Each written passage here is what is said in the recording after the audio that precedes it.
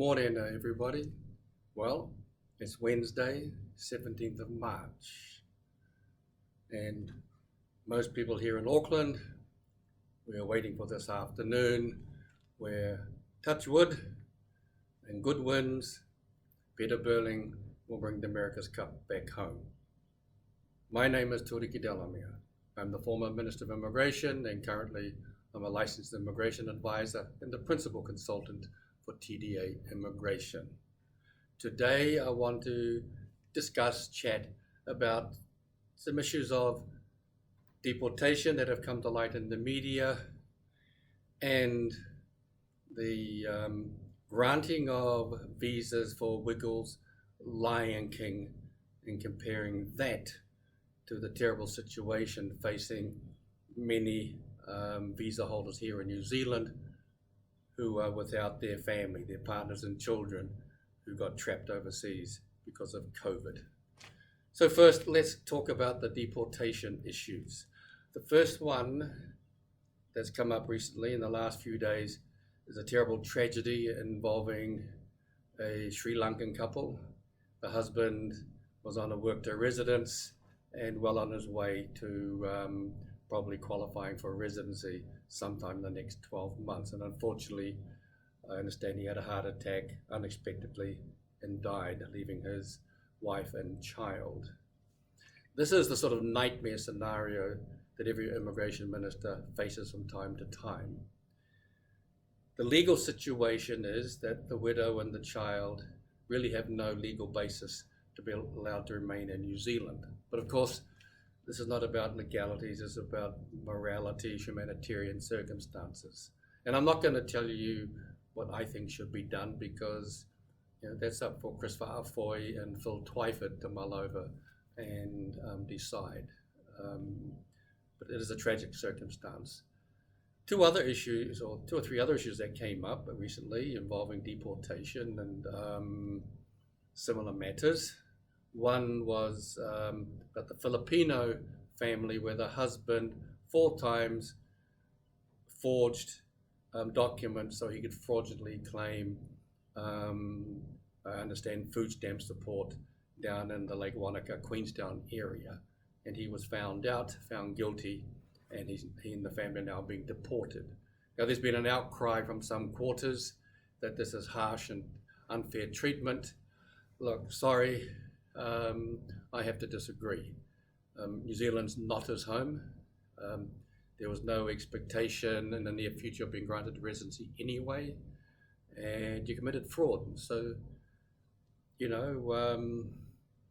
it's like, you do the crime, you do the time. The time is you'll go back to the Philippines, and it's very regretful that it has happened. And using COVID as an excuse, that doesn't wash with me, and frankly, I don't think it washes with most New Zealanders.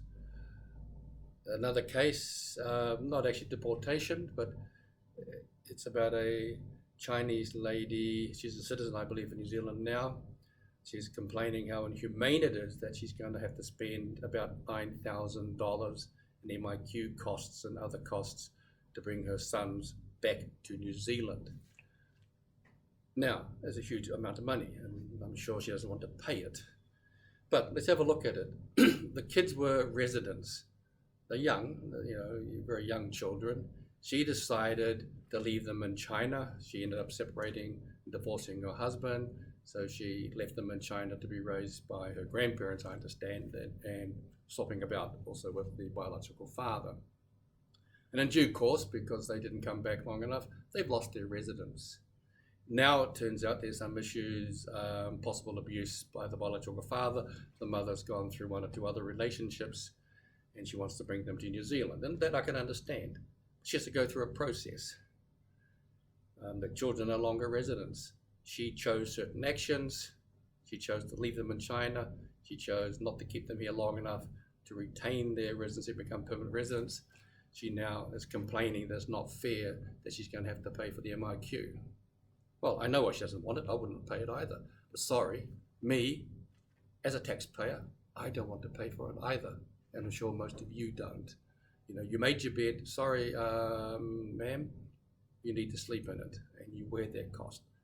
Now, the final deportation case I want to comment on is about an Indian gentleman who was in the newspaper. He was convicted a couple of years ago, set up a company and used that company to defraud fellow Indians. He was Indian, and he set up a company to defraud them of literally tens of thousands of dollars. Fake company, get them to pay for jobs that didn't exist, steal their money. He actually also stole, I believe, $95,000 worth of camera equipment. And of course, immigration, the minister ordered his deportation. Well, he appealed to the tribunal, and part of his appeal was it was unfair because of humanitarian circumstances, and because he's got two children who are citizens, because he was a resident, I believe, and his children are both, one's under the age of 2, the other's under the age of 1.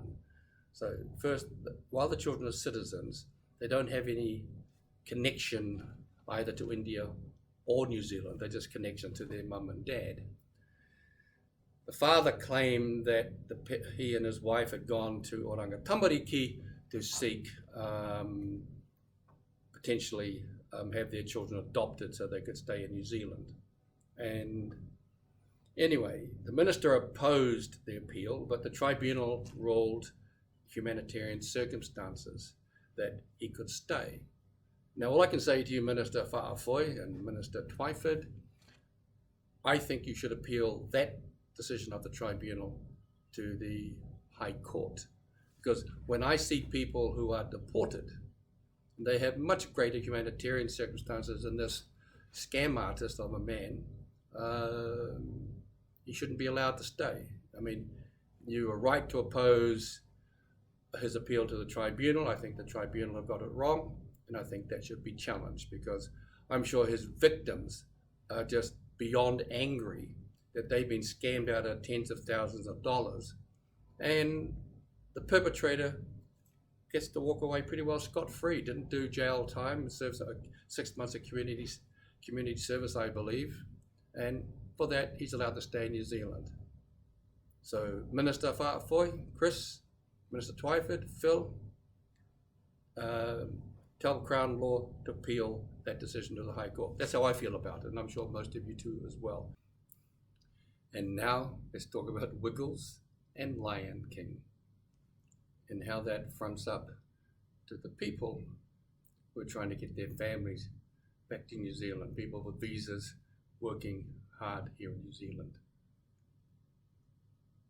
Lion King is the latest one.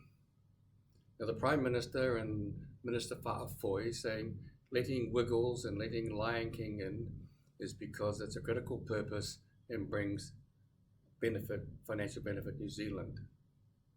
Sorry, Chris. Sorry, Jacinda.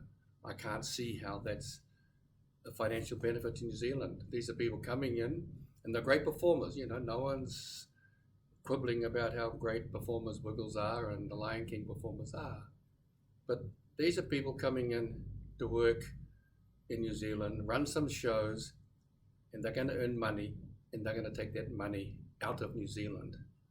So it would seem to me having these people in is a net economic loss on our GDP.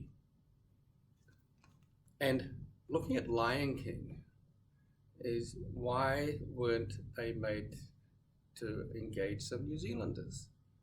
Look at the role of Simba. You go on YouTube and you'll find videos of Stan Walker and Solomio, the three Solomio guys, Pene Pati, Amitai Pati, and Moses Mackay. They can all play the role of Simba. I believe they've all done it. Like I said, I can't see how there's an economic benefit to New Zealand.